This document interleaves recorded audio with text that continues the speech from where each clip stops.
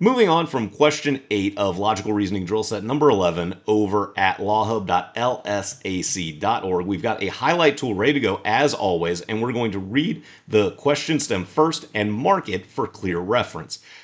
Which one of the following most accurately expresses the conclusion of the argument as a whole? So I'm going to just highlight the words expresses the conclusion, which means we've got an argument on the left. We're going to read everything carefully, considering facts and opinions. And at the end, we're going to try to highlight just the one opinion that functions as the argument's overall main conclusion.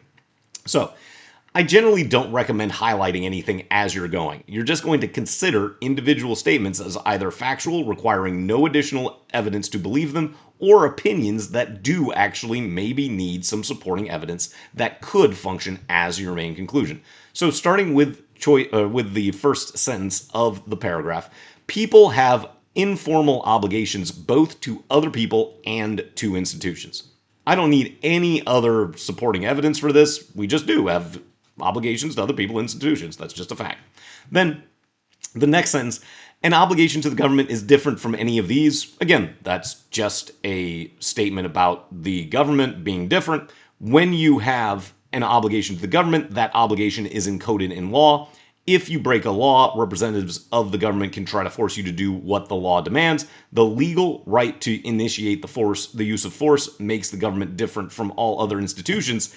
And I've just got a lot of what seem like statements of fact. So if they're all facts, where's the conclusion, right?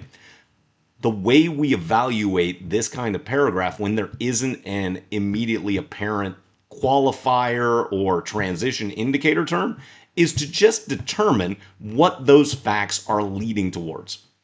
So when you have an obligation to the government, that obligation is encoded in law. Well, that is explaining how an obligation to the government works.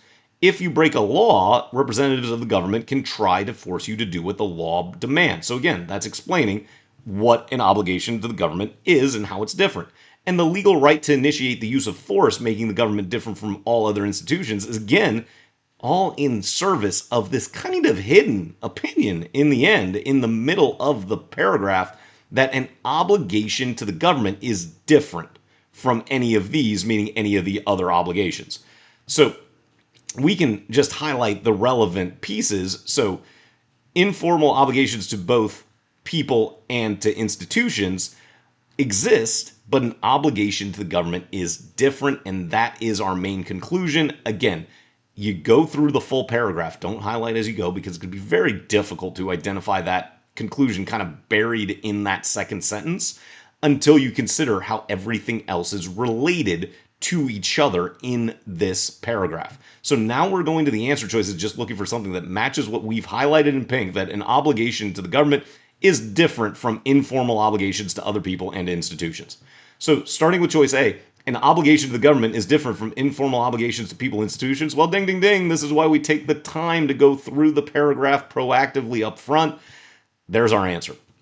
And on the exam, we would go really briskly through B, C, D, and E, understanding that when you have answer choices to a question asking you to identify an already presented conclusion, you probably don't really even need to highlight them. They just won't match what you highlighted proactively, as we did here in pink, in the paragraph on the left. But of course, for the purposes of this video, we'll find exactly what makes each of these answer choices wrong.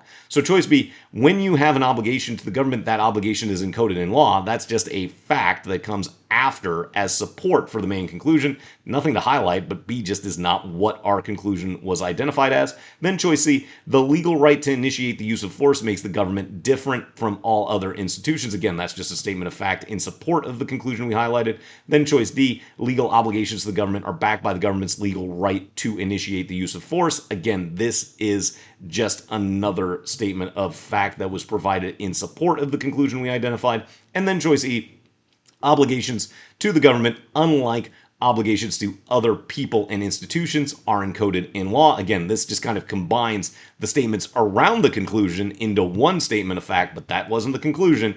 And you can see, take the time to consider the statements in the paragraph. Try to find an opinion. If you can't, as was the case probably here, you're just like, there's a bunch of statements of fact. Figure out which of those seemingly factual statements is really being related to by everything else in order to identify the conclusion. And then hopefully you can make quick work of the answer choices as we did here with number 9 of drill set number 11 over at lawhub.lsac.org.